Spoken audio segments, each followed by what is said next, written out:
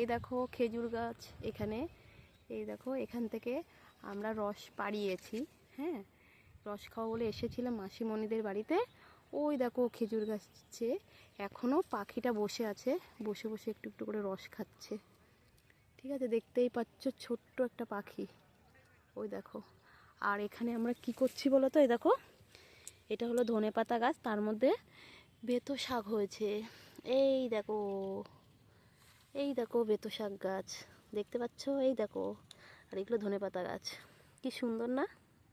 আর চারিদিকে দেখো সর্ষে ফুল গাছ, সারা মাঠ, সারা মাঠ সর্ষে ফুলে ভরা, তাই না? সব জায়গায় কিন্তু এখন খেজুরের রস পাওয়া যায় না।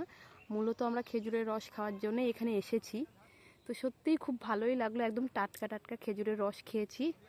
তাই তো সোনা, খুব সুন্দর লেগেছে রসটা খেতে। আর আমাকে তো দেখাই যাবে না, কারণ আমি ভিডিও করছি। ঠিক আছে।